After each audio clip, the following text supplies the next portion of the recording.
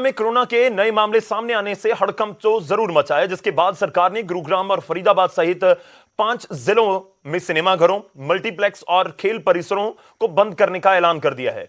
वहीं अब शादी समारोह में 100 और अंतिम संस्कार में 50 लोगों के ही शामिल होने की अनुमति होगी, जबकि राज्य में नो मास्क नो सर्विस के पालन के लिए भी सख्ती को बढ़ा दिया गया है। इसके अलावा एंटरटेनमेंट पार्क और एग्जीबिशन पर भी अगले आदेश तक रोक लगा दी गई है। गुरुग्राम और फरीदाबाद के अलावा अंबाला, पंचकुला और सोनीपत में पाबंदियां लागू होंगी। बाकी पूरे प्रदेश में रात 11 बजे से सुबह 5 बजे तक नाइट कर्फ्यू भी लगा दिया गया है।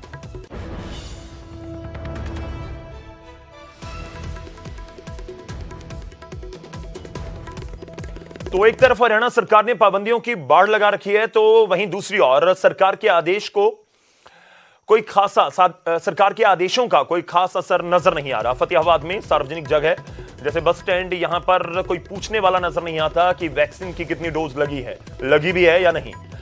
बस स्टैंड पर आने वाले यात्री बसों में सफर कर रहे हैं, वो भी बिना मास्क के, यानी जो फाइलों में आदेश है वो धरातल पर नजर नहीं आ रहे हैं। ये तस्वीरें फतेहाबाद की हैं, जहां पर बस स्टैंड पर आप देखिए मास्क नहीं है, कोई पूछने वाला नहीं कि वैक्सीन लगवाई है या नहीं लगवाई। खैर, कब तक ये पालना होगी मुख्यमंत्री के आदेशों की, उस पर नजर जरूर रहेगी। या नहीं लगवाया, कोई सर्टिफिकेट चेक किए किसी ने भी? क्या अभी तक लगवाया आपने? किसी ने चेक नहीं किया? लगवा रखा। आपसे नहीं पूछा किसी ने भी? इंजेक्शन लगवा रखे आपने? दोनों। तो बस स्टैंड पब्लिक प्लेस है, लेकिन मास्क और जानकारी कोई नहीं ली जा रही कि वैक्सीन लगवाई है या फिर नहीं। अगली खबर पानीपत से, पानीपत के सिविल अस्पताल से जुड़ी हुई, जहां पर एक बार फिर से लापरवाही का मामला सामने आया है, जो आरोप लगे हैं। मामला पानीपत की महावीर कॉलोनी का है, जहां गर्भवती महिला एम्बुलेंस के लिए 3 घंटे तक इंतजार करती रही। आरोप परिवार लगा रहा है। परिजनों की माने तो उन्होंने 108 पर कई बार फोन किया, लेकिन एम्बुलेंस नहीं पहुंची। परिजनों की माने तो कभी उनका फोन उठाया गया तो कभी फोन उठाकर साइड में रख दिया गया, और घंटों के इंतजार के बाद वो महिला को ई रिक्शा में बिठाकर सिविल अस्पताल लेकर पहुंचे थे। तभी रास्ते में ही महिला की डिलीवरी हो गई। फिलहाल मां और बच्चा दोनों स्वस्थ है। आपको बता दें कि पानीपत के सिविल अस्पताल का ये कोई पहला मामला इस तरह का नहीं है, जब लापरवाही की कोई बात सामने आई हो या फिर आरोप लगे हो। इससे पहले भी इस तरह के कई मामले सामने आ चुके हैं। सर, इनकी मिसेज को डिलीवरी होने वाली थी, पेट में अचानक जोर से दर्द उठा। फिर उसके बाद हमने एम्बुलेंस को तत्काल में फ़ोन किया, एम्बुलेंस का कोई रिस्पांस नहीं मिला। कम से कम हमने 5-7 बारी कॉल करी है उनको, एक बार भी कोई उठाता बीच में, फिर होल्ड करके रख देते हैं फ़ोन को। मतलब ये लापरवाही है सर। एम्बुलेंस का फ़ोन किया तो बोले कि फ़ोन कर रहा हूँ, फ़ोन रिसीव नहीं कर रहे हैं। मैंने भी 108 नंबर पे मिलाया था, फिर 112 पे भी मिलाया, मेरे से भी कोई फ़ोन नहीं लगा जी। तो फिर मैं सोचा मेट्रो से लेके जाऊँ, मेट्रो से लेके आ रहा था, रास्ते में हो गई जी। क्या हुआ? डिलीवरी? हाँ, लड़की हुई है जी। रास्ते में? बोलो ना अपने मुंह से। जी, रास्ते में हुई जी। तो 3 घंटे के इंतजार के बाद एम्बुलेंस नहीं मिली, और उसके बाद ई रिक्शा से ही इस परिवार को, अपने मरीज को अस्पताल ले जाना पड़ा। आगे बढ़ते हैं, अगली खबर भिवानी से है। भिवानी के डाडम में खनन के दौरान पहाड़ का बड़ा हिस्सा ढहने से अब तक 5 लोगों की मौत हो चुकी है, जबकि एक गंभीर रूप से घायल हुआ है, जिन्हें हिसार के सरकारी अस्पताल में भर्ती करवाया गया है। तो मौत की संख्या बढ़कर 5 हो चुकी है। हादसा जहां हुआ वहां एक खान है, इसी के पास पहाड़ से पत्थर गिरे जिससे हादसा हुआ। हादसे के वक्त खान में लोग मौजूद थे। हादसे के दूसरे दिन भी राहत और बचाव कार्य जारी हैं। अभी भी यह कहा जा रहा है कि कुछ लोग मलबे में दबे हुए हो सकते हैं, जिनको निकालने की, उनकी खोज के लिए रेस्क्यू ऑपरेशन जारी है।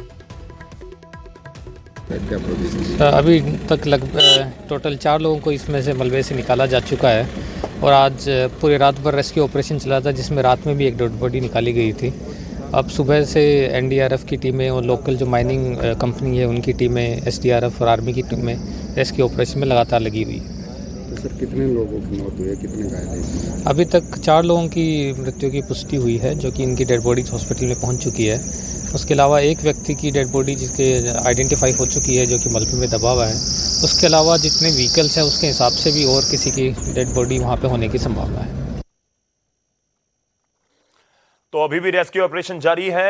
भिवानी में एक दिन पहले हादसा हुआ था नए साल के मौके के ऊपर। चलिए हरियाणा के बाद अब रुक करते हैं हिमाचल का। बिलासपुर से खबर है, बिलासपुर में 2 टूरिस्ट बस पलटी है और मुंबई के एक पर्यटक की इस हादसे में मौत हो गई।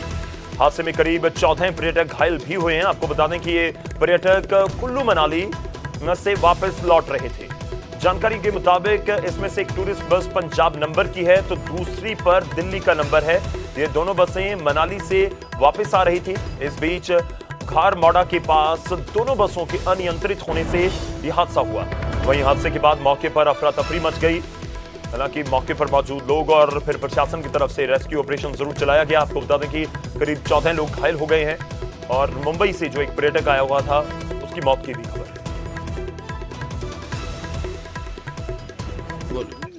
ਇਹ ਸਰ ਮਤਲਬ ਗੱਡੀ ਆਪਣੇ ਨਾਲ ਆ ਰਹੀ ਸੀ, ਮਨਾਲੀ ਤੋਂ ਅਸੀਂ ਆ ਰਹੇ ਹਾਂ, ਅੰਮ੍ਰਿਤਸਰ ਜਾਣਾ ਹੈ। ਮਤਲਬ ਸਰ ਤੁਹਾਨੂੰ ਸਰੀ ਨਹੀਂ ਦਿਖ ਰਿਹਾ ਵੀ ਮੋੜ ਦਾ ਕਰਕੇ ਹਾਦਸਾ ਹੋਇਆ। ਫਿਰ ਸਵਾਰੀਆਂ ਦਾ ਕੁਝ ਪਤਾ ਜੀ? ਹਾਂ ਸਵਾਰੀਆਂ ਮਤਲਬ ਸਰ ਨਾਰਮਲ ਹੈ, ਕੋਈ ਇਹੋ ਜਿਹੀ ਗੱਲ ਨਹੀਂ ਗੀ। ਹਾਂਜੀ ਆਪਣੀ ਸਿੰਘਪੁਰ ਵਾਲੀ ਐਂਬੂਲੈਂਸ ਹੈ ਜੀ। ਆਪਾਂ ਨੂੰ ਗਰਾ ਮੋੜ ਨੇੜੇ ਐਕਸੀਡੈਂਟ ਹੋਇਆ ਜੀ। ਆਪਾਂ ਨੂੰ ਕਾਲ ਆਈ, ਆਪਾਂ ਸੀਨ ਤੇ ਪਹੁੰਚੇ ਆ ਜੀ। ਸਾਡੇ ਆਉਣ ਤੋਂ ਗੱਡੀਆਂ ਪਹਿਲਾਂ ਇੱਥੇ ਅਨੰਦਪੁਰ ਸਾਹਿਬ ਦੀ, ਕੀਰਤਪੁਰ ਸਾਹਿਬ ਦੀ, ਕੁਝ ਗੱਡੀਆਂ ਹਿਮਾਚਲ ਦੀਆਂ ਆਈਆਂ ਨੇ। ਉਹਨਾਂ ਨੇ ਪੇਸ਼ੈਂਟ ਬੋਰਡ ਕਰ ਲਿਆ ਹੈ।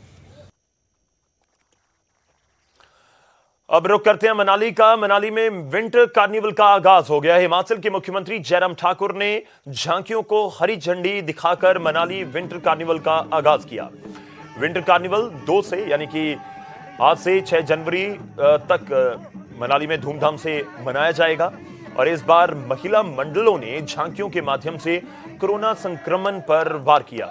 तो साथ ही बेटी बचाओ बेटी पढ़ाओ, पर्यावरण संरक्षण, स्वच्छ भारत अभियान, शिक्षा के महत्व, प्राकृतिक खेती, पारंपरिक त्योहारों की विलुप्त होती अनाज की पारंपरिक किस्में, इन विषयों पर फोकस किया गया। आपको बता दें कि मनाली में 2 साल बाद, कोरोना की वजह से करीब 2 साल बाद राष्ट्रीय स्तरीय विंटर कार्निवल को लेकर मनाली प्रशासन ने पुख्ता तैयारियां की हैं।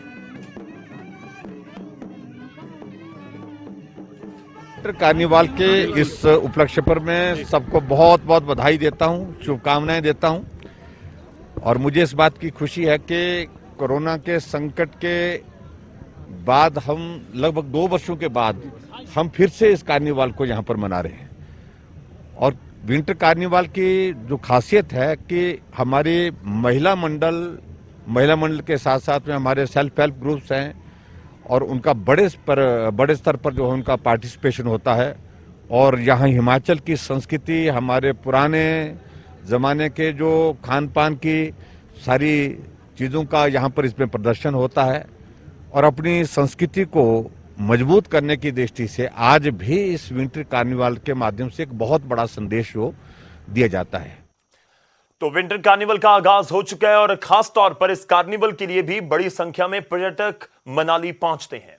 इस बुलेटिन में इतना ही, इजाजत दीजिए, धन्यवाद।